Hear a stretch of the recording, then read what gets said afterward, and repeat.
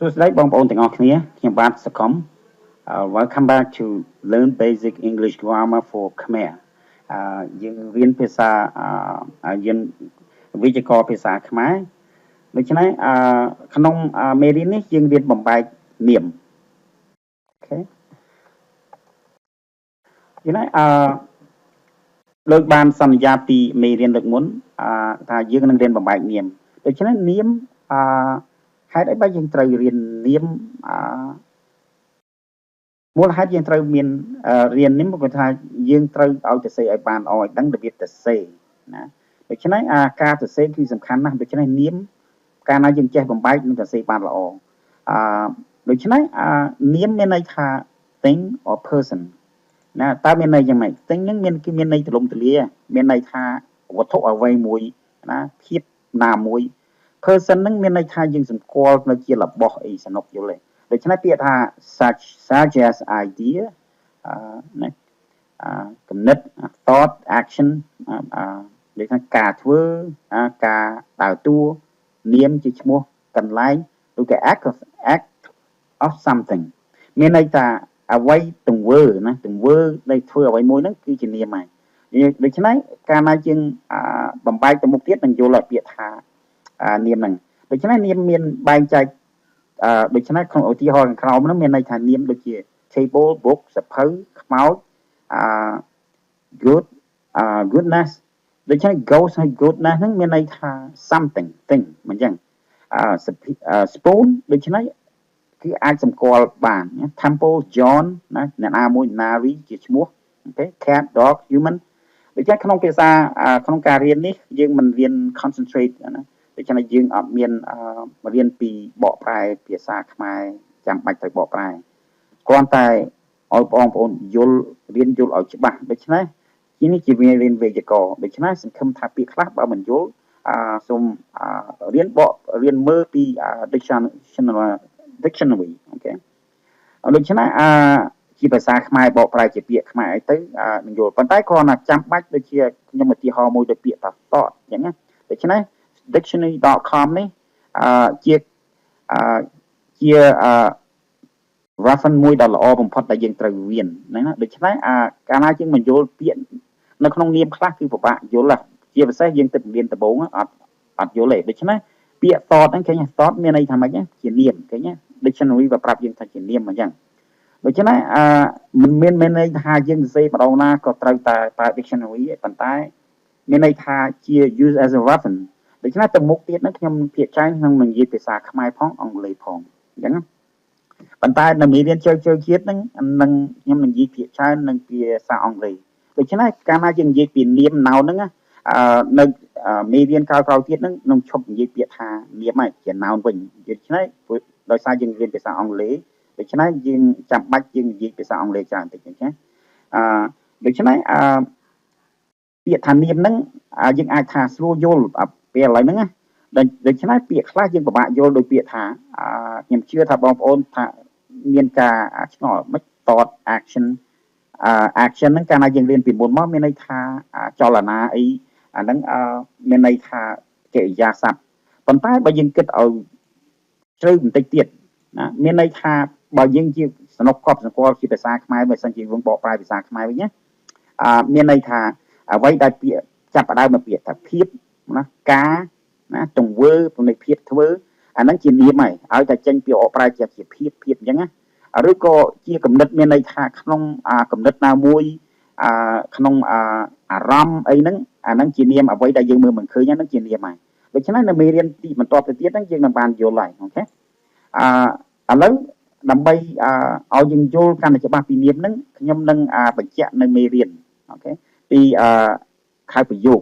តែហេតុម៉េចបានយើងរៀនពី noun សោះហេតុអីបានយើងដាក់ជាប្រយោគវិញណាដូច្នេះមូលហេតុដែលខ្ញុំឲ្យរៀនប្រយោគហ្នឹងដូច្នេះមុន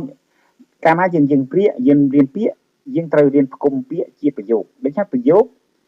formula វាមានន័យថារូបមន្តហ្នឹងមានន័យថាចាប់ផ្ដើមដូចថាជា subject ហ្នឹងមានជាប្រធានណាដូចជាប្រយោគមានប្រធានមានverb ណាហើយនឹងមាន object មានន័យទៅការទទួលបដកម្មដូច្នេះកាលណាយើងសរសេរប្រយោគភាគច្រើនជាមានប្រធាន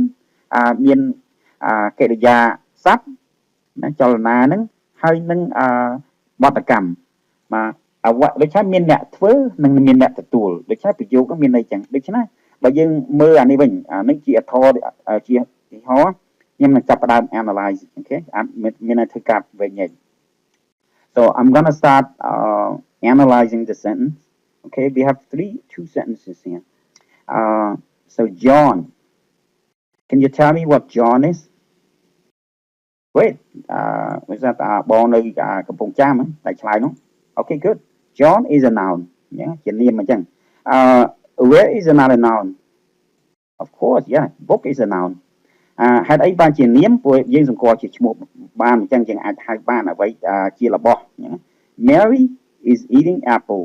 ណា Mary គឺ noun អញ្ចឹងជានាមព្រោះជាឈ្មោះ apple ជានាមដែរអញ្ចឹងchoice ដូចខ្ញុំបាននិយាយមិញអ្វីដែលបង្កើតជាគំនិតណាជាគំនិតជាភាពការណា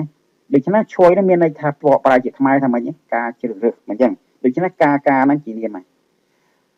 ហើយឥឡូវមកដល់ឥឡូវយើងធ្វើការវិញ្ញាណបានខ្លះហ្នឹងអញ្ចឹងយើងមានមួយប្រយោគនេះដូច្នេះទៅមុខទៀតនឹងបងប្អូននឹងបានយល់បន្ទាប់ទៅទៀតហេតុអីបានជាយើងវិញ្ញាណពីនាមហ្នឹងហើយដើម្បីយកទៅប្រើការអីខ្លះដូច្នេះក្នុងមេរៀនទី2បន្ទាប់ទៅទៀតហ្នឹងយើងបំបែកនាមនាមចែកចេញចែកយ៉ាងប៉ុន្តែmain component ហ្នឹងភាគច្រើនដែល main component ហ្នឹងការបំបែកនាមតែសំខាន់បំផុតហ្នឹងដែលយើងចាប់ផ្ដើមណាដែលយើងចាប់ផ្ដើមវេកញែកហ្នឹងនាមមាន3យ៉ាងប៉ុន្តែមិនមែនន័យថាមានតែ3យ៉ាងទេប៉ុន្តែក្នុងការរៀនប្រយោគយើងរៀនបន្តិចសិនដូច្នេះនាមបំបែកនៅច្រើនយ៉ាងទៀតប៉ុន្តែគាត់មានន័យថានាមចែកជា3មានន័យថា you have common noun proper noun abstract noun ដូច្នេះខ្មែរបកប្រែយ៉ាងម៉េចដូច្នេះភាសាអង់គ្លេស the definition វាហ្នឹងមានន័យថា a noun denoting a class of objects or a concept as opposed to a particular individual មានន័យថានាមហ្នឹងបកប្រែ common noun បកប្រែថាជាសាធារណនាមដូច្នេះបើពាក្យខ្មែរយើងសំណុកយល់មកអញ្ចឹងឲ្យអ្វីដែលជាសាធារណៈតើមិនបានយើងហៅថាសាធារណៈជាសភៅណាដូច្នេះជាដូចជាសភៅជាឆ្កែជាឆ្មាជាអីហ្នឹងរបស់នេះជាសាធារណៈហេតុអីបើយើងសាធារណៈដូច្នេះវាមិនយើងហៅថាត្រីហ្នឹងប៉ុន្តែត្រីរបស់អ្នកណាណាដូច្នេះត្រីមានដូច្នេះត្រីហ្នឹងជាឈ្មោះគេហៅថាជាសាធារណៈអញ្ចឹង common noun យើងចាំប៉ុណ្្នឹង common noun ហ្នឹងមានន័យcommon noun ហ្នឹងមានន័យសាធារណៈ proper noun វិញបើ proper noun វិញ English definition មានន័យថា a name used for an individual person place or organization spelled with initial capital letters តើមានន័យយ៉ាងម៉េចមានន័យថាអសាធារណៈណាពាក្យថា common proper noun ហ្នឹងគឺអសាធារណៈហេតុអីបើយ៉ាងថាយើងនិយាយថាអសាធារណៈដូច្នេះ Cambodia America John Sok កំពង់ចាម Buddha ភ្នំពេញភ្នំដងរ៉ែកទាំងអស់ហ្នឹងជាអសាធារណៈជាការសម្គាល់នៃចាំឯណាពាក្យ keyword ហ្នឹងគេហៅ individual ណា used for individual person មានន័យថា John ហ្នឹងជាមនុស្សម្នាក់ណាហើយJohn ហ្នឹងជាកម្មសិទ្ធិរបស់នរណាមួយអញ្ចឹងប៉ុន្តែបើនិយាយពី Khon វិញមិនតាន់ជាកម្មសិទ្ធិនរណាមួយទេជាសាធារណៈអញ្ចឹងយើងអាចយើងនិយាយថា could be Khon anywhere ណាដូច្នេះសក់ហ្នឹងក៏ជាឈ្មោះតែយើងបើយើងវិញយ៉ាងទៀតយើងបងប្អូនប្រហែលជាឆ្ងល់ថាចុះមានសក់ពី3នាក់សក់ពី3នាក់ប៉ុន្តែ Mr A is sock Mr B is sock ប៉ុន្តែ one person hold one name is holding one name ដូច្នេះវាកាត់សម្គាល់ជា individual ជាមនុស្សណាមួយឬក៏ដូច្នេះ organization ណាជាសម្គាល់នៅ organization ឬក៏ organization ដូចអីជាឥឡូវនិយាយថាសមាគម NGO ហ្នឹងក៏ proper noun ណា America John អស់ហ្នឹងគេហៅថា proper noun ដូច្នេះយើងហេតុអីបានយើងសម្គាល់ថា proper យើងត្រូវតែដឹង proper noun កាលណាយើងយល់ពាក្យថា proper noun ហើយពេលណាគេសរសេរចាំពាក្យថាបើសិនយើងសរសេរនៅក្នុងប្រយោគដូច្នេះយើងប្រើ capital ចាំវាត្រូវ ដូច្នេះត្រូវយល់កន្លែងនេះយើងប្រើ capital ដូច្នេះមើលជាសរសេរវាតែផលcommon noun យើងក៏ដាក់capital letter អក្សរធំឯងហេតុអីបើខ្ញុំសេបុកនៅអក្សរធំព្រោះអីកាលណាយើងរៀននៅវិជ្ជាករតមកទៀតមានន័យថាអ្វីដែលសេយើងជាដើមនៃប្រយោគយើងទៅសេ capital អូខេអាហ្នឹងមានទៅមុខទៀត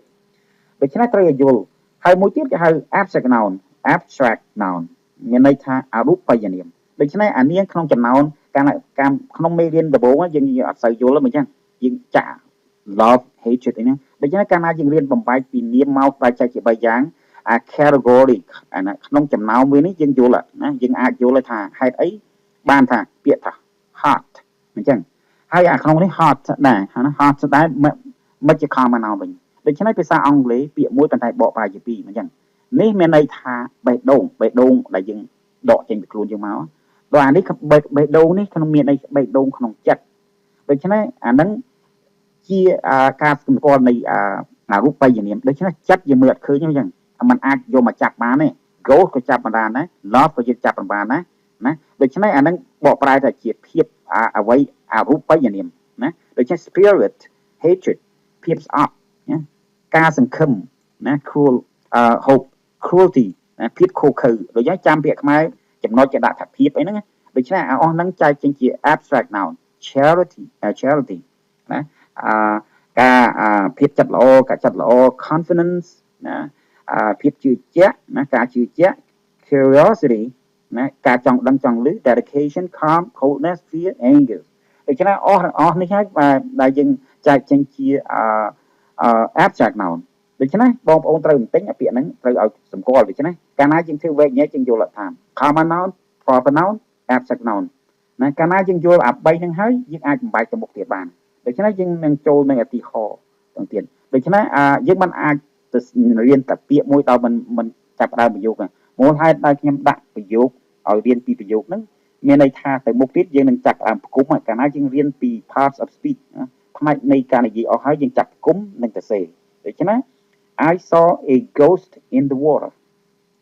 Can someone tell me or identify which is a noun,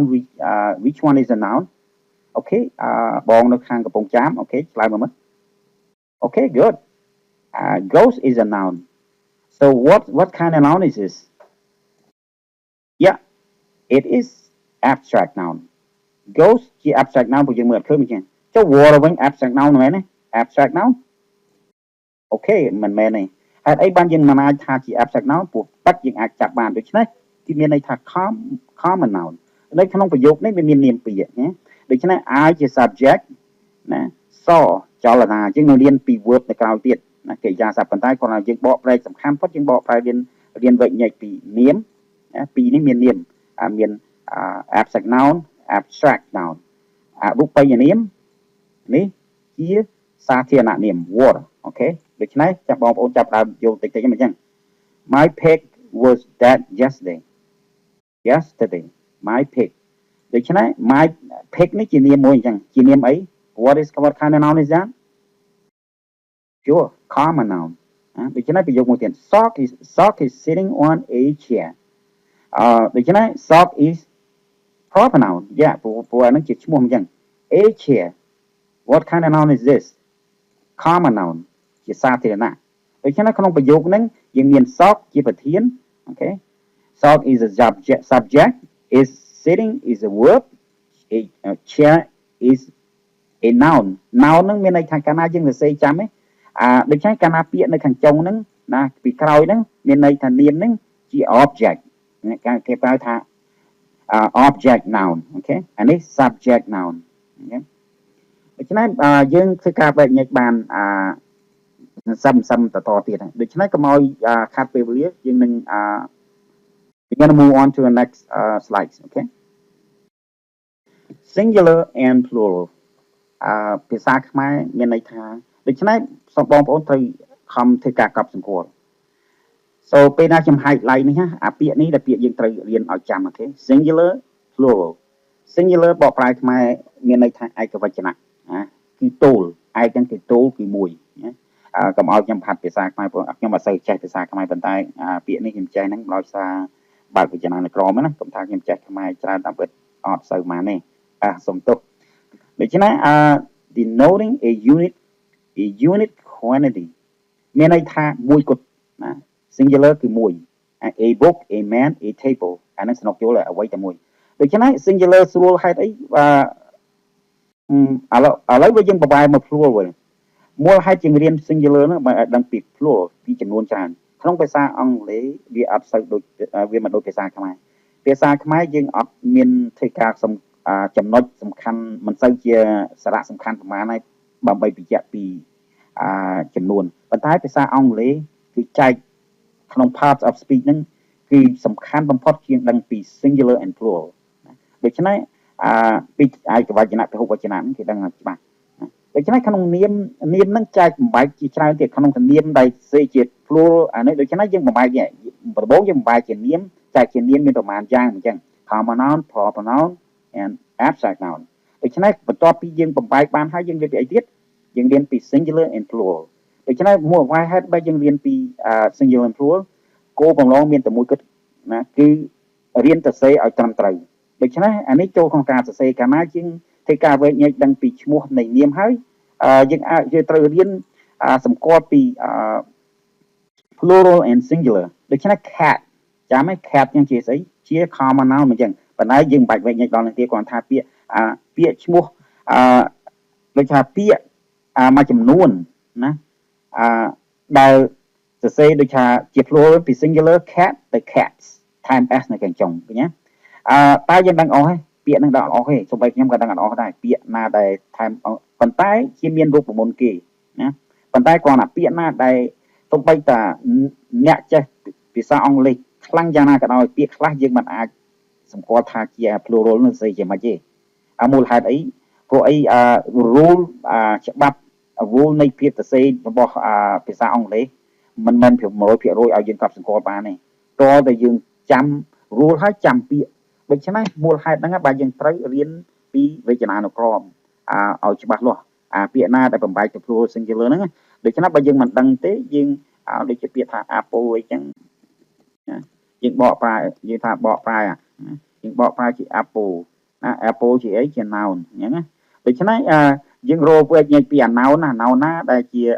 verb ណាជាដូចថាទៅសេជារកពាក្យថាហៅថា noun ជា verb អីហ្នឹងហើយយើងរកនៅហ្នឹងដូច្នេះ dictionary វាអាចបង្ហាញឲ្យយើងពាក្យថានាមណាកិរិយាសព្ទហើយជួនកាល dictionary វាអាចប្រាប់យើងថាឲ្យយើងទៅសេជា noun verb ហ្នឹងមាន plural singular យ៉ាងម៉េចទេណាដូច្នេះក្នុង apple ហ្នឹងវាក្នុងនេះវាដាក់ប៉ុន្តែបើយើងទៅសេជាភាសាអង់គ្លេសវិញយើងក្នុង grammar spell check ហ្នឹងវាប្រាប់យើងអាណា singular plural វាស្រួលប៉ុន្តែដូចពីដើមមកយើងសេដៃយ៉ាប់ហើយណាដូច្នេះគ្រាន់តែការសង្កត់សម្គាល់បំផុតមានន័យថា apple ទៅជា apples ថែម s អញ្ចឹង boys ណា book one book two books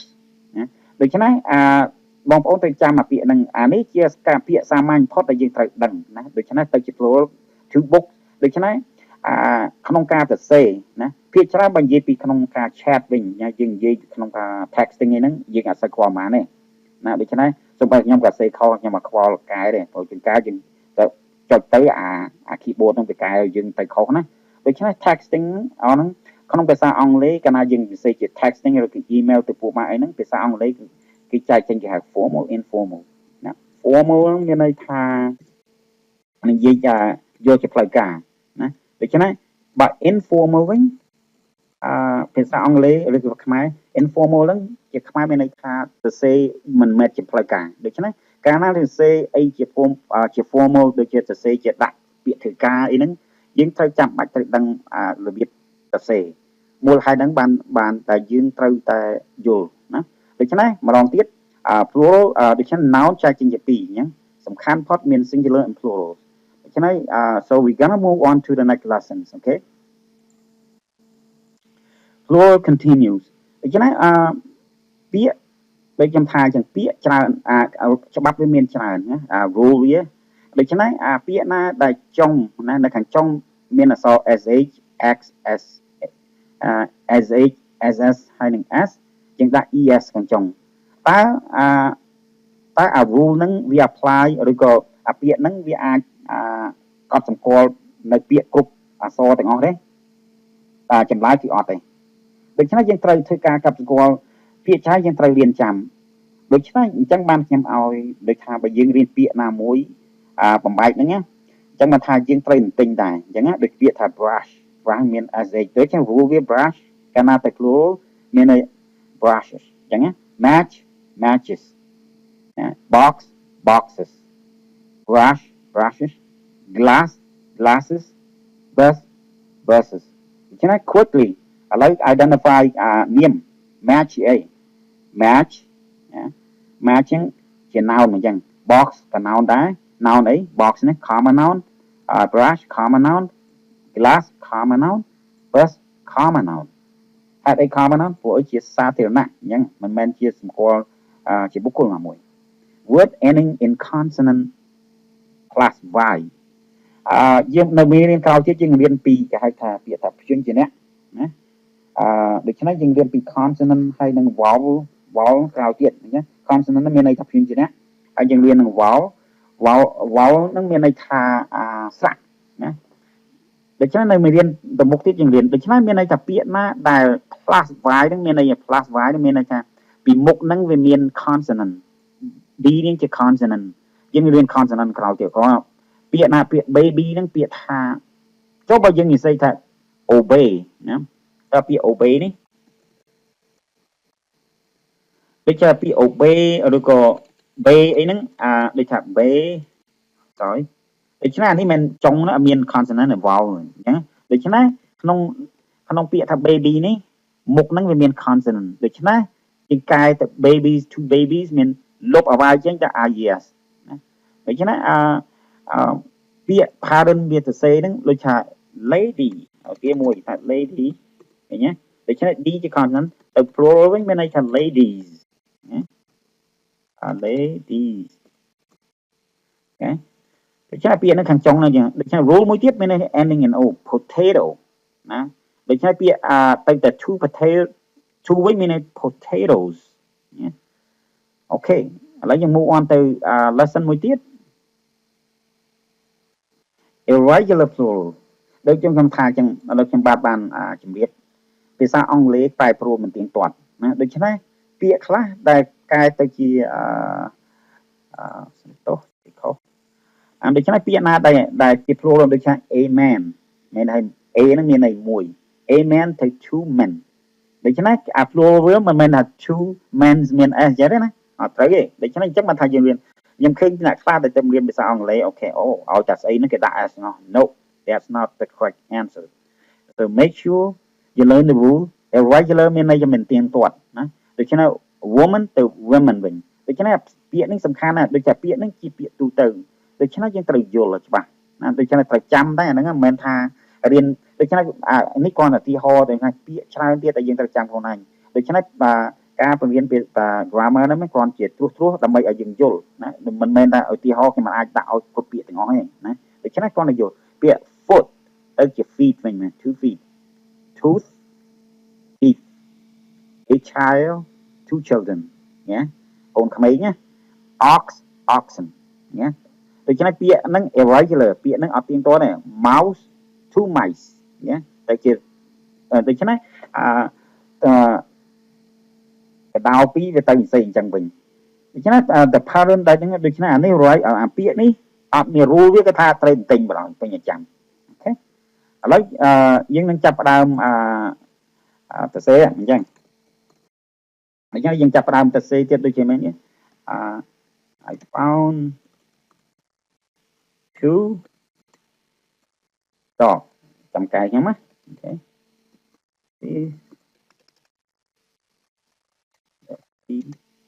and crazy អូខេទីហោបន្តិចចុះ get the three man story going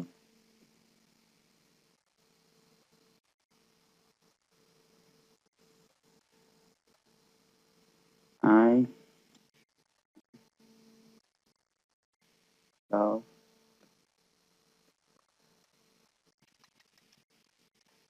love reading book the box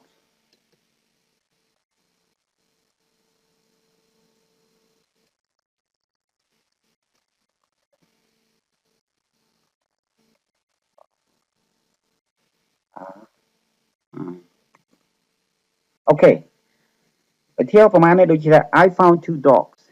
ឃើញខុសកន្លែងណា sentence ប្រយោគមានន័យថា where is the subject I is the subject found មានពាក្យ found មានន័យកិរិយាសព្ទយើងរៀនបន្តទៀតមកនេះដូច្នេះ identify two dog ដឹងខុសកន្លែងណានេះមើលខាងនោះនៅខាងខែពោធិ៍សាត់មើល two dog good missing s ហេតុអីព្រោះ dogs ខាងចុងថាមាន s ហ្នឹងហេតុអីព្រោះអីដូចខ្ញុំថាយ៉ាងពាក្យយើងរៀនដូចថាខ្ញុំបានប្រកបពីមុនតិចណាក្នុងនេះវាអត់មានដាក់ឯប៉ុន្តែយើងត្រូវយល់ពាក្យហ្នឹងដែរណាយើងកត់សម្គាល់មិនចឹងកាលណាយើងបើក dictionary យើងរៀនបន្តទៅទៀតទៅយើងយល់ពាក្យថា dog ហ្នឹងមាន s ព្រោះអាហ្នឹងអត់មាន special មានថា y អីខាងចុងអីដូចខ្ញុំបង្ហាញមិញដូចថាពាក្យណាដែលមាន parent ដូចជា mes អត់មានទេដូច្នេះ the most general គេណាយើងអត់មានក្នុង list ហ្នឹងប៉ុន្តែ common sense ការយល់ដឹងជាទូទៅយើងអាចដឹងថា dog នេះអត់មានក្នុង rule ទេដូច្នេះភាគច្រើនយើងអាចសម្គាល់ថាយើងអាចដាក់ s បានឬក៏ទៅ say spell check ទៅវាដាក់អូខេ the three men are crazy ដូច្នេះកន្លែងណាខុសកន្លែងណាខ្លះមើលចែកមើល good men ជាមួយអញ្ចឹងដូច្នេះហេតុអីបានយើងទៅ say ខ្ញុំនិយាយថា say ខុសព្រោះអីយើងកັບសម្គាល់តែ three ណា plural អញ្ចឹងដូច្នេះ men យើង signal ជា plural ហើយ dog ក៏ដូចគ្នាយើង signal ជា more than one អញ្ចឹង you're talking about plural now plural noun ដូច្នេះយើង change ទៅម៉េចយើង change ទៅអូខេយើង change ទៅ men វិញអញ្ចឹងអូខេ good ដូច្នេះ the three men are crazy ណាដូច្នេះ men ហ្នឹងជា noun ហើយ noun ជាស្អី common noun ហើយជា plural អញ្ចឹង I love reading book I love reading book ដូច្នេះក្នុងពាក្យថា book នេះឥឡូវខ្ញុំទៅ say my intention I love reading books ដូច្នេះកាលណាយើងអត់ signal ដូច្នេះក្នុងនេះយើងអាចនិយាយថាភាសាសរសេរឲ្យត្រឹមត្រូវគឺមានន័យថាយើងbook ហ្នឹងមានន័យថាសភៅអញ្ចឹងយើងអាចចែកជាងថា that book this book ឥឡូវគេថា I love reading that book that ហ្នឹងមានន័យពីចំអល់គេថាមានពាក្យ that ហ្នឹងមានន័យថានោះអញ្ចឹងសភៅនោះដូច្នេះពាក្យពាក្យថានោះហ្នឹងទាំងនោះនិងនោះភាសាខ្មែរខុសគ្នាដូច្នេះយើងអាចសម្គាល់ថានោះហ្នឹងគឺចំនួន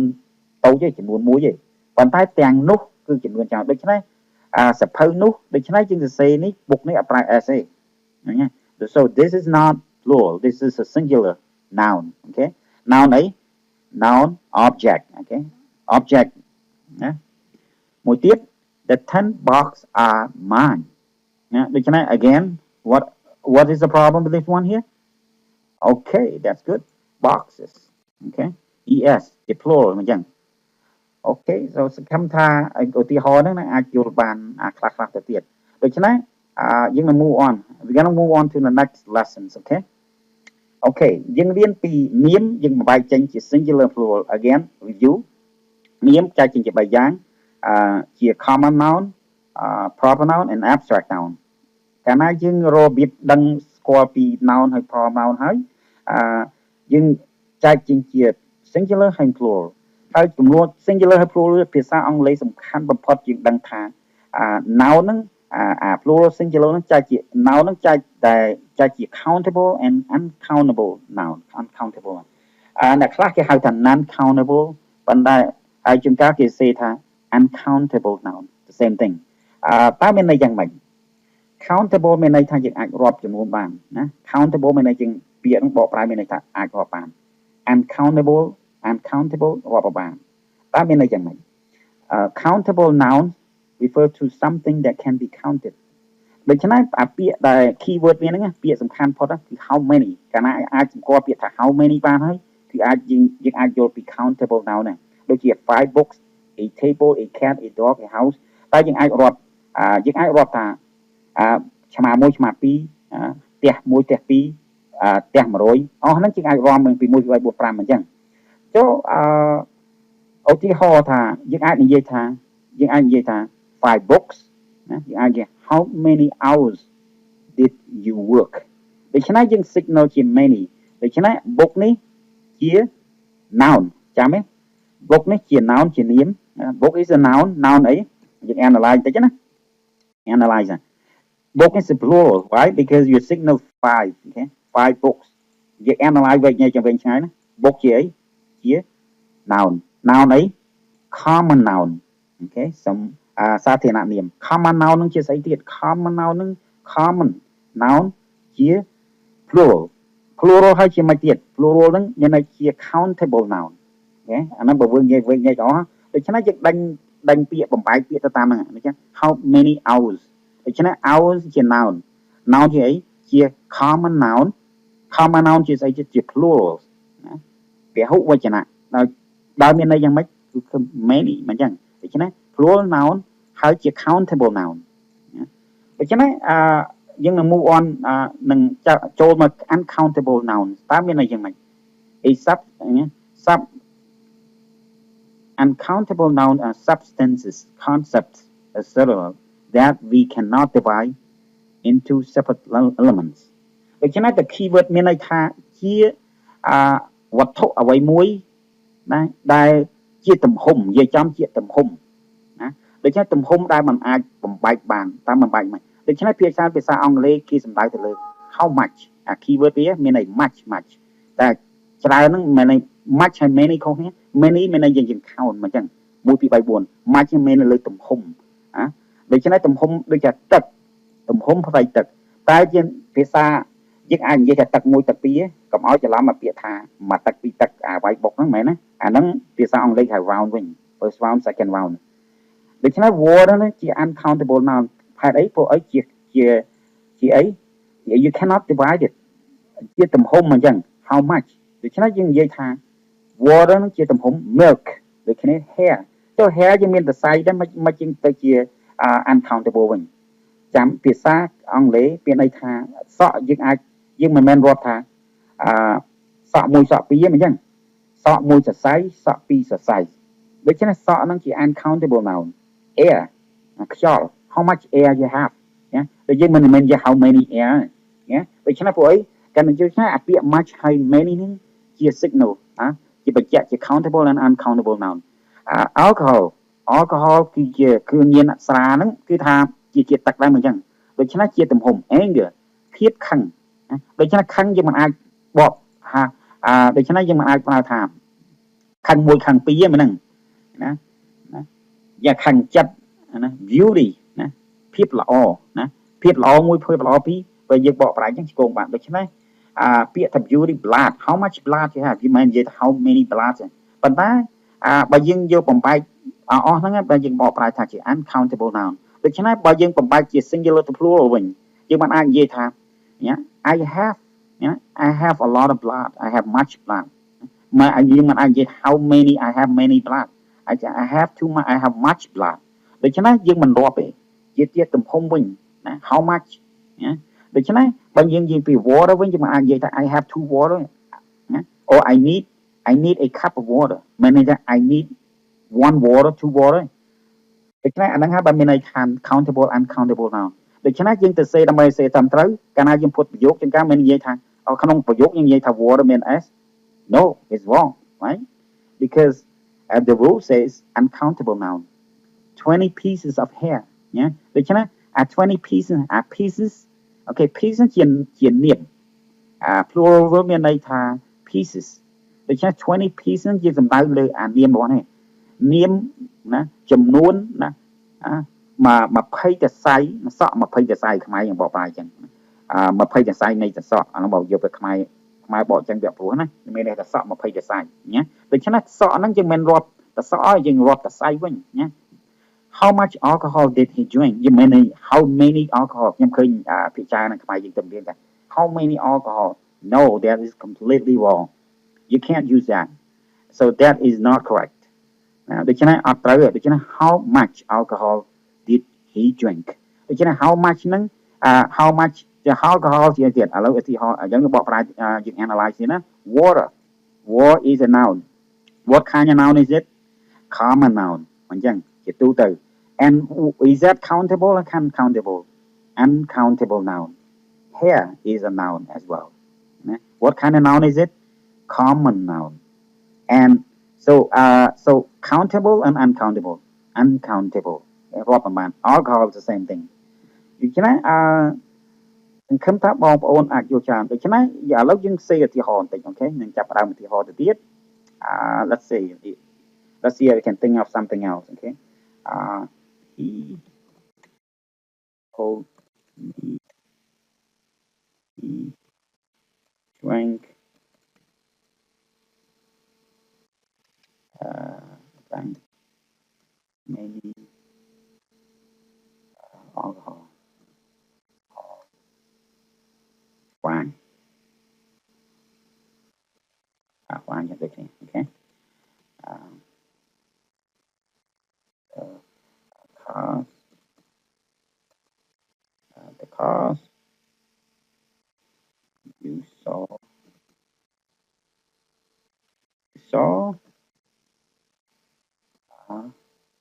all that okay ឧទាហរណ៍ខ្លីតិចចុះ he told me he drank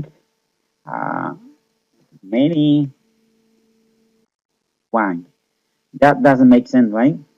so he told me he is a subject right sentence okay he is a subject told is a verb why is a verb because ចលនាមកយ៉ាង he told me he drank and he is a subject as well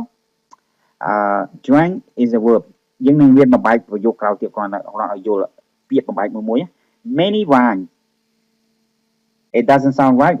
many ចំនួនមកចឹងដូច្នេះ wine នឹងជាជាតិទឹកយ៉ាងជាទំហំយើងមិនអាចនិយាយ he drank much wine ចឹងណា or a lot of wine we're going to use that a lot later the word a lot later on but he drank much wine ចឹងណា the car you saw okay, so that's my spelling all right the cars ដូច្នេះ you saw are all right ក្នុងប្រយោគនេះរៀង a little bit tricky okay ដូច្នេះយើងមើល the cars តើយើងអាចនិយាយ the car without s បានទេ no ដូច្នេះ the signal ដែលពាក្យហ្នឹង you saw are all right are all ហ្នឹងជាចំនួនច្រើនមកចឹង are ហ្នឹងមានពាក្យ are ហ្នឹងគឺចំនួនច្រើន all ណា signal ពីហ្នឹងដូច្នេះប្រយោគនេះសរសេរត្រូវហើយណា cars ហ្នឹងជាអីជា common noun ជាអីទៀតជា countable noun okay so we're gonna move on to the next lesson okay I hope you understand what's a noun so far you should be comfortable with the nouns okay so we're gonna move on to the next one as promised we're gonna be learning about consonant and vowels okay consonant ពាក្យខ្មែរបកប្រែថាព្យញ្ជនៈដូច្នេះភាសាអង់គ្លេសអត់ច្រើនបានទេណាអក្សរតួអក្សរទាំងអស់មានតែ26ទេប៉ុន្តែអាហ្នឹងនិយាយចា standard ទេណាប៉ុន្តែ26ដូច្នេះបងប្អូនអាចខំទិញឲ្យចាំពាក្យថា consonant ដូច្នេះបើយើងរៀនទិញវិញយើងរៀនទិញតែ4វិញ vowels ណាដូច្នេះ vowels មានន័យថាស្រៈអញ្ចឹងដូច្នេះ a e i o u ជាស្រៈដូច្នេះចាំហ្នឹងដូច្នេះពាក្យដូចថាយើងនិយាយថាក្នុងនេះយើងរៀនពីមុនយើងនិយាយថាយើងបំបែកអក្សរណាដែលពីមុខពីក្រោយតែពីមុខដែលមាន consonant មានព្យញ្ជនៈមានអីហ្នឹងយើងប្រើបំបែកជា singular plural ដោយសារយើងសង្កល់ពាក្យពីមុខហ្នឹងមានព្យញ្ជនៈជា consonant ឬក៏ vowels ណាដូច្នេះក្នុងនេះយើងរៀនហេតុអីបើយើងរៀនហ្នឹងយើងរៀនហ្នឹងដើម្បីក្នុងនេះជាមេរៀនមួយទៀតតែបញ្ជាក់ពីនាមក្នុងភាសាអង់គ្លេសវាមាន and ហើយនឹង that ណាដូច្នេះអានេះគេហៅភាសាអង់គ្លេសហៅ article ខ្មែរយើងមិននឹងបកប្រែថាអីខ្ញុំយើងអាច look up dictionary បានប៉ុន្តែពាក្យនេះជាពាក្យដែលខ្មែរយើងភាគច្រើនយើងអត់មានទេបើនិយាយភាសាអង់គ្លេសហៅ tag ដូចថាវាមានពាក្យហ្នឹងណាខ្មែរយើងវាពិបាកសម្គាល់ជាអត់ប្រើដូចគេទេប៉ុន្តែអស់នេះជាចែកជាគុណនាមណាប៉ុន្តែយើងវិច្ចថ្ងៃក្រោយទៀតពីន័យថា indefinite ហ្នឹង article យើងប៉ះពេលគេចង់ដឹងថាយើងប្រើហើយដល់ពេលណាអញ្ចឹងណាយើងពាក្យពីរហ្នឹងបកប្រែថាមួយប៉ុណ្ណឹង it's a lovely day ដូច្នេះយើងបំបែកមានន័យដូច្នេះកាលណាយើងបញ្ជាក់ពីនាមដែរ a lovely day ដូច្នេះពាក្យខាងដូចថា a lovely day ហ្នឹងវាយើងសង្កល់នៅលើអីយើងប្រើពាក្យថា day ហ្នឹងណា T នឹងជាមុខវា consonant ដូច្នេះយើងមិនប្រើណាយើងប្រើណាដូច្នេះថ្ងៃនេះជាថ្ងៃល្អមួយថ្ងៃគួរឲ្យ lovely ថ្ងៃល្អមួយអញ្ចឹងបកខ្មែរវិញបកវាមិនសមទេ lovely ហ្នឹងមានន័យថាថ្ងៃល្អអញ្ចឹងណា Are you a doctor question mark ដូច្នេះនៅមុខនេះវាមាន consonant ណា before ឃើញ use a before consonant ដូច្នេះកាលណាយើងសេដាក់ក្នុងប្រយោគហ្នឹង Are you a doctor មែន Are you a doctor អត់ត្រូវដូច្នេះមួយទៀតការស្គាល់សង្កល់មួយទៀតរបៀបទៅសេគេហៅ article ហ្នឹងណាកាលណាយើងនិយាយថា I am an English teacher ដូច្នេះហេតុអីបានយើងទៅសេដាក់មិនដាក់ a វិញពួកអីច្បាប់វា rule វាមានន័យថា use and before vowels ដូច្នេះពាក្យណា vowels ដូច្នេះ a នឹងជា vowel ណាដូច្នេះ e ដល់ e sorry ពាក្យ e ឃើញ e នេះនៅប្រមុខដូច្នេះយើងមិនអាចសេ a អញ្ចឹង This is an apple ហេតុអីព្រោះអីប្រមុខនេះវាមាន vowel អញ្ចឹងឃើញជាស្រៈដូច្នេះ rule នេះដែលយើងត្រូវចាំឲ្យបងប្អូនត្រូវទិញឲ្យចាំពាក្យណាជា consonant ពាក្យណាជា vowel អញ្ចឹង Okay we're going to move on to the next lesson here rule មួយទៀតយើងប្រើសំទោសខ្ញុំនឹងបញ្ជាក់ម្ដងទៀតយើងប្រើពាក្យថា indefinite នឹងមានន័យថាពាក្យដែលយើងមិនបានស្គាល់ជាលើកដំបូងyou are a doctor are you a doctor ដូច្នេះគឺយើងប្រើ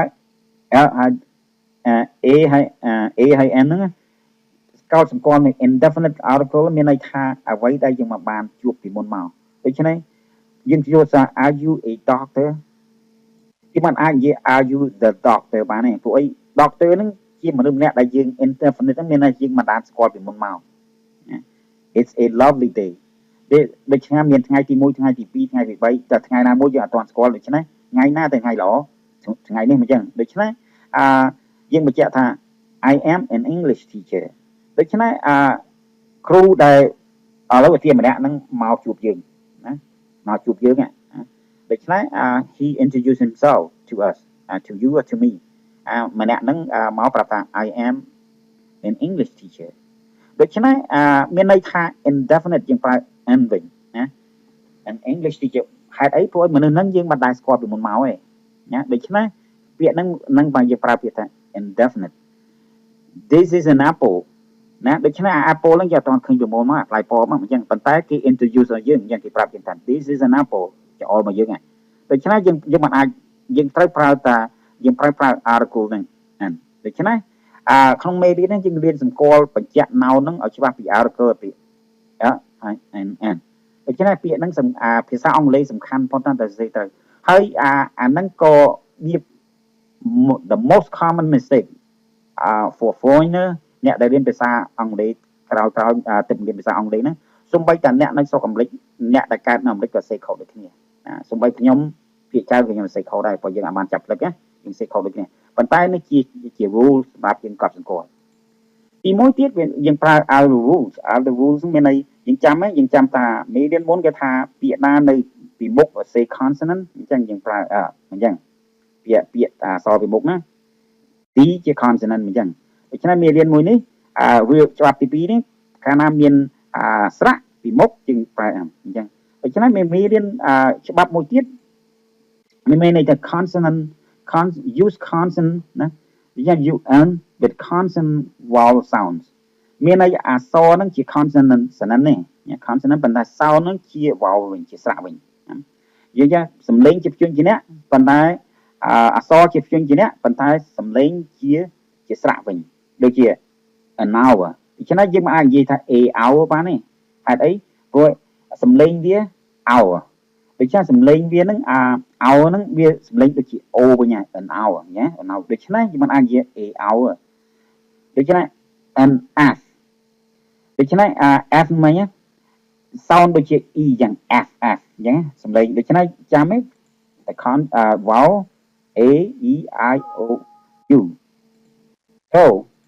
that means you have to write an f an hour an honor ដូច្នេះវាមិនអាចថា honor ភាសាអង់គ្លេសវាទៅសេវាថាជ ជួនកាលទៅសេតាមតំណងជួនកាលអត់ដូច្នេះភាសាអង់គ្លេសតែសំខាន់ពេលខ្លះយើងពិបាករៀនដោយសារយើងសេខុសដោយសារអញ្ចឹងដូច្នេះ repetition ពាក្យដែលខំរៀនឲ្យច្រើនយើងអាចយល់ឡើងអញ្ចឹងដូច្នេះ an hour vowel with consonant sound ណាដូច្នេះពាក្យពីមុខហ្នឹងមានស្រៈប៉ុន្តែសំឡេងជា consonant វិញសំឡេងជាព្យញ្ជនៈវិញដូចជាអីណា a euro ណាដូចស u វិញ a euro ណាអក្សរ y វិញចឹងដូច្នេះចាំឯ y ជា consonant ណាសំឡេងជាអីសរសេរជាអីសេជាអស្រៈប៉ុន្តែសំឡេងជា consonant វិញជាព្យញ្ជនៈវិញដូច្នេះ a euro not met and euro ឯងរូលវាកាត់ផ្លាស់ទៅ a1 ណាដូចអក្សរ v វិញណាដូចមិន u ឯងដូច្នេះ a1 ដូច្នេះមិន n1 ឯងបាយa university ហេតុអីបានយើងសេ u university ព្រោះអីយើងចាំa ហើយយើងមានសេ and university so ដូច្នេះមានន័យថា sound ដូចជា y វិញសំឡេងវាដូចជា y វិញដូច្នេះso that's not correct just write down n so the rule that យើងបងប្អូនត្រូវចាំប៉ុណ្ណឹង okay take screenshot on your phone and memorize it ណាដូច្នេះ watch video កន្លែងណាយើងចង់ចាំឲ្យច្បាស់ចុច take screenshot ថតនៅក្នុង your video camera or your phone so you can memorize it okay so I'm going to move on to the next thing so example another one that ក្នុងមេរៀនវីដេអូក្រោយៗទៀតខ្ញុំនឹងបង្ហាត់នៅរបៀបមិនមែនក្នុងមេរៀននេះខ្ញុំនឹងដាក់ put up វីដេអូផ្សេងទៀតរបៀប pronoun ពលខ្មែរយើង pronoun ខុសពាក្យថា the ណាthe នឹងមានន័យថា definite article what does that mean the definite article នឹងមានន័យថាពាក្យប្រើពាក្យ the នឹង refers to something which has already been mentioned អានេះពេលច្រាស់ពីនោះពី and n វិញ a and n វិញ why there was the spoon where was the spoon I gave you yesterday តែយើងនិយាយថា where was a spoon no that's wrong ដូច្នេះ rule ដែលយើងទៅសេមានន័យថាអីបានខ្ញុំនិយាយថា the នឹងជាសម្ដៅទៅអ្វីដែលយើងមានធ្វើការកាប់សង្កល់ជាបានដឹងរួចមកហើយដឹងយ៉ាងម៉េច where was the spoon មានន័យថា spoon នឹងយើងធ្លាប់ឃើញមិនចឹងធ្លាប់ឃើញរួចហើយណាដូច្នេះមានន័យយើងប្រើ the វិញណាយើងអត់បញ្ជាក់ថាមួយទៅពីរអីទៀតទេដូច្នេះ the article is mean the definite មានន័យថាអ្វីដែលយើងមានធ្វើការស្កប់សង្កល់រួចហើយ the man who helped you yesterday is a famous actor oh sorry I think it's the wrong sentence he's famous okay not he's famous so the man who helped you yesterday is famous so យើងប្រើ the man a man នេះហេតុអីពួកអីថាមនុស្សហ្នឹងយើងធ្លាប់ស្គាល់រួចហើយអញ្ចឹង a the man who helped you យើងបានជួបមនុស្សប្រុសហ្នឹងរួចហើយហ្នឹងដូច្នេះយើងប្រើ the វិញ the sky has no limit តើមាននរណាដែលអត់ស្គាល់ sky ដូច sky យើងមិន you never say a sky only certain circumstance that you say sky ប៉ុន្តែអាហ្នឹងមេរៀនជើងទៀតបានយើងនិយាយ specify sky ហ្នឹងដូច្នេះពាក្យ sky មកហ្នឹងនរណាក៏ស្គាល់ sky អញ្ចឹងដូច្នេះ you never use the word sky with a sky អញ្ចឹង the sky has no limit ណាដូច្នេះ sky ឥឡូវយើងthe car that was parked here yesterday was stolen ដូច្នេះឡានដែលចតនៅកន្លែងហ្នឹងពីម្សិលមិញត្រូវគេលួចបាត់ហើយដូច្នេះ the car not a car why because you already found that car ណា you already saw that car so យើងបានធ្លាប់ឃើញឡានមកហើយដូច្នេះយើងប្រើតែដូច្នេះanalyze ម្ដងទៀត okay the article the មានន័យថាយើងឲ្យឃើញហើយដូច្នេះ we're going to start analyzing it okay the man what is the man the man is a noun ជាស្អីទៀតជា singular noun because the plural is im យ៉ាង the man is a noun it's a man is a noun it's a common noun why and also is a singular okay and what else is it ពួកអីអាហ្នឹងមាននៅពីមុខប្រយោគ it is a subject okay who helped you yesterday is famous okay there's another one the sky has no limit the sky is a common noun ហេតុអីបានដូច្នេះកាលណា common noun យើងនិយាយ with karma noun យ៉ាងម៉េចជាសមូហនាមអញ្ចឹង the sky has no limit the car that was parked here yesterday was stolen the car is singular ជា karma noun អញ្ចឹងជា subject right because វានៅពីមុខប្រយោគ okay so we're going to move on to the next lesson so that's we're going to be finishing that soon so we're going to go to the next one here review and analyze. Okay, we already finished the lesson, so we're gonna get into the review here. យើងនឹងធ្វើការវែកញែកនៅមេរៀនចុងក្រោយ Okay, so example នេះគឺថាសូមបងប្អូនជួយវែកញែកជាមួយខ្ញុំណាយើង analyze អ្វីដែលយើងរៀនបានមកយើងត្រូវធ្វើការវែកញែក Okay, the sentence here. Okay, we have a few sentences that we're gonna be analyzing. And you're gonna help me doing it. So I have 3 plates of rice. Can you tell me what's wrong in this sentence? I ប្រាប់ខ្ញុំតើប្រយោគនេះខុសអី Okay, I have 3 plates. ដូច្នេះ 3 remember 3 is plural អញ្ចឹងជាចំនួនច្រើនដូច្នេះ plates ដូច្នេះ plate ហ្នឹងយើងមិនអាចនិយាយ plate ទេយើងត្រូវកែថា plate ហ្នឹងមាន s so you're gonna have to put s in. That's the correction of rice នេះយើង correct មួយហើយដូច្នេះកាលណាយើងមើលសពោប្រយោគគេសេដូច្នេះកាលណាយើងរៀនពីវេយ្យាករណ៍បានយល់ហើយយើងដឹងពី plural យ៉ាង plate ជាស្អីជា a noun ណា noun អីជា singular ដូច្នេះ 3 plates is a plural noun this is plural noun so you have to add plural to it I want to drink 2 milk wait a minute so this is completely wrong what is it 2 signal អញ្ចឹង 2 milk ចាំទេ milk ជាអីជា how much មិនចឹងដូច្នេះ you can't say I want to drink 2 milk 2 milk I want to drink milk either you erase it or a lot of so in this case you just take it out okay you look out 2 is wrong completely wrong you can't say the number okay so this is wrong how many water that's another one that's wrong how much water ដូច្នេះwater is the water is a common noun yeah noun ជាស្អីទៀតជា uncountable noun okay ដូច្នេះយើងមិនអាច say many only countable noun just say you can say much yeah so you have to change it to much that is the correction that you want to do right so another one much water how much water do you have to clean the plates ដូច្នេះ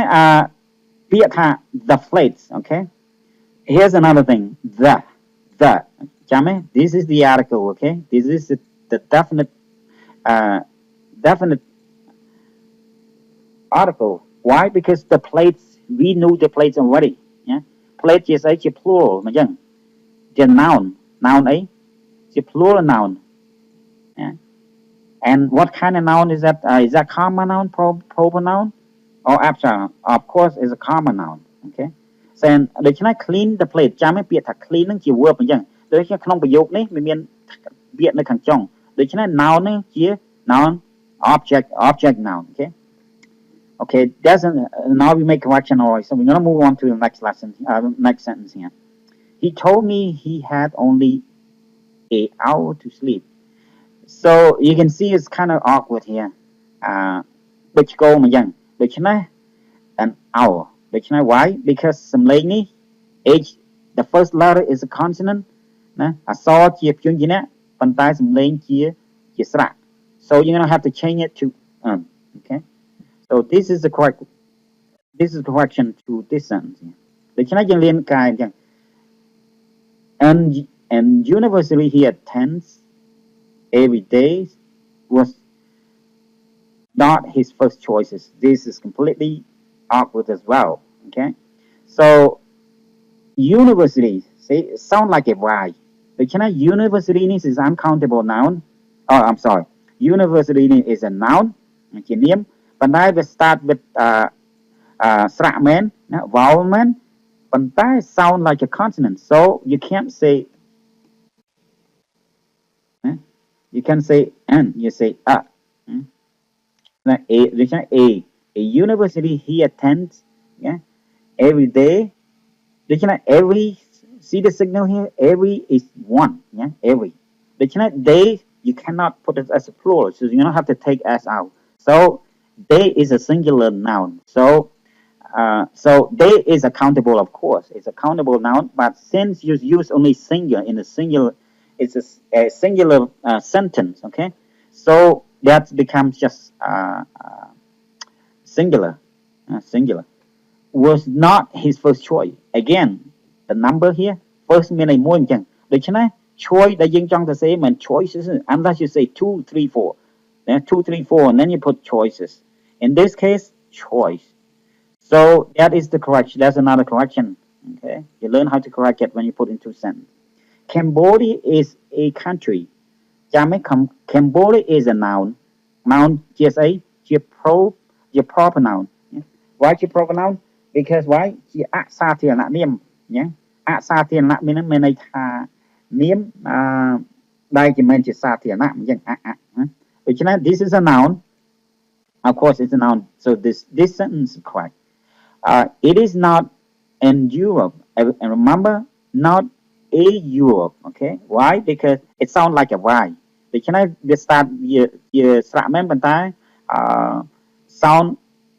ជាព្យញ្ជនៈវិញអញ្ចឹងដូច្នេះ that's another correction here. Country. What is country? Country is a noun. Okay, ជានាមអញ្ចឹងដូច្នេះ nothing wrong with this one here because it's singular. It is a Asian student. ដូច្នេះ A sound like A ណាស្រៈអញ្ចឹងសម្លេងដូច្នេះ an Asian មិន A Asian ទេ why? Because A ជា vowel ណាជា vowel. So we make correction here. Country. So Asian ជាស្អីវិញ I'm not going to analyze it now, so I'm going to do it later because you're going to get confused when Asian to a noun to verb to adjective. But in this case, don't analyze it yet. Asian.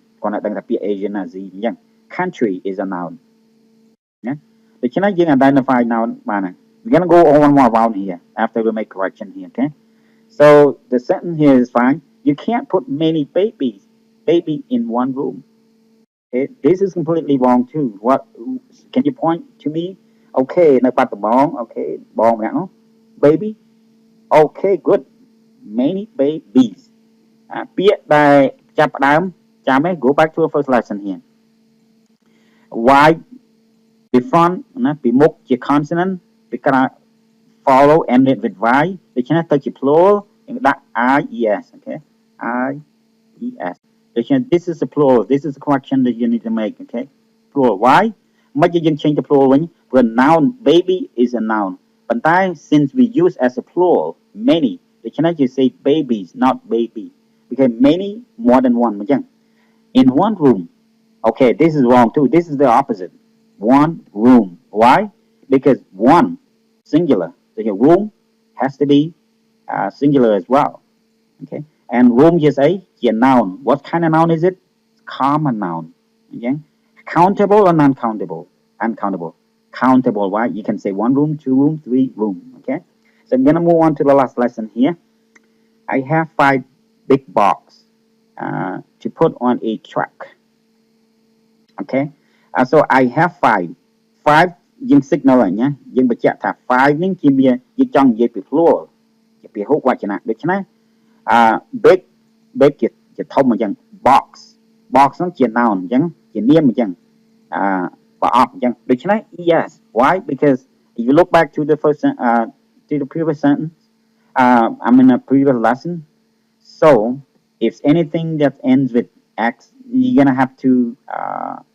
put es at the end of it. Yeah. So to put on a truck, but why would you a? Is that wrong? In this case, assume that you don't know the truck. Okay, put on a truck. ដូច្នេះកាលណាអានេះជាចែកថាបើសិនជាយើងtruck យើងស្គាល់ហើយយើងប្រើ the. But in this case, looks like you don't know that truck. យើងអត់ទាន់ស្គាល់ទេដូច្នេះ a truck is okay. Can you ask the 3 men to help that driver? Okay, that's we have. Can you point out what's wrong with this sentence? Okay, 3 men. Good. Ball mui na khang kapot. Good. Okay. Yeah, you're smart. Yeah. So 3 men. That's a plural. And to help that driver, okay, driver has to be know as singular មកចឹង that ពាក្យថា that មួយម៉ាត់ហ្នឹងគឺនោះមកចឹងមិនមែនទាំងនោះទេដូច្នេះភាសាខ្មែរបកប្រែថានោះហ្នឹងសំដៅលើជាអីជាឯកវចនៈដូច្នេះនាមយើងបញ្ជាក់ហ្នឹងគេថាជា singular noun ណាដូច្នេះ you can't use plural here okay so I'm going to go one more time one more round to identify the noun okay so we're going to go one more time here so I have 3 plates okay I have 3 plates so plate is the plural okay it's a plural noun okay and what else rice what is rice ស្រែអង្គដូច្នេះអង្គហ្នឹងក៏ជា noun ដែរ okay ដូច្នេះយើងអត់មាន signal rice ហ្នឹងយើងអត់និយាយយើងមិនបញ្ជាក់ជាចំនួនជា how much ទេយើងនិយាយជាទូទៅដូច្នេះ it's okay and ដូច្នេះ where is another noun here great milk is a noun what kind of noun is it yeah common noun proper noun okay common noun ហើយmilk នឹងជាស្អី countable and uncountable uncountable noun okay so how much water do you have to clean the plates okay so this is fine so water is another noun okay plates is another noun it's a plural noun common noun they're both common noun okay he told me he had only an hour to sleep okay an hour so mount an hour is a noun yeah hour is a noun so where is another noun a university a okay it's a singular he attends every day okay every day day is singular right because the signal as every was not his first choice again we're talking about singular here which not choice not choices unless you say two choices which not choice is just singular noun okay the singular noun Cambodia is a country Cambodia is a noun it's a noun it's a proper noun and country is a noun as well okay and it is not a European country okay that's European country so country is a noun okay and another one is country is a noun as well it is an Asian country you can't put many babies in one room but you know where is another noun baby yeah babies baby is a noun it's a plural noun one room one signal already it's a room it's a common noun and also room is singular yeah it's a singular noun and also common noun proper noun it's a common noun countable or uncountable រាប់បានឬរាប់មិនបាន countable sure that's because why because you can count it right 1 2 3 1 2 room 3 room I have 5 big boxes okay box is a noun as well it's a common noun yeah? it's not the name and also it's a plural why because we signal the number 5 here so you're talking about plural not singular okay and then to put on a truck is a noun why and it is also a singular noun okay can you ask the 3 men to help their driver okay the 3 signal as a plural so man man change to men as a plural to help their driver okay so that's the end of this lesson about noun we're gonna continue with the noun in more advanced lesson but for now hope you all enjoyed it and hope you can take away learning more about noun and if you don't understand it you just need to go back ទៅអាមេរៀនក្រោយទៀតមកតែពីមុនមកនឹងចាប់ដើមរៀនទៀតដូច្នេះក្នុងការបង្ហាត់ជួនកាលការនិយាយរបស់ខ្ញុំជួនកាលមានផ្លាត់មានពាក្យណាខុសដែរដូច្នេះ you can give your comment okay if you find any mistakes let's assume that you find my mistake but the purpose of teaching this is to help you understand about parts of speech so this is one of the first lessons you need to learn okay ត្រូវរៀន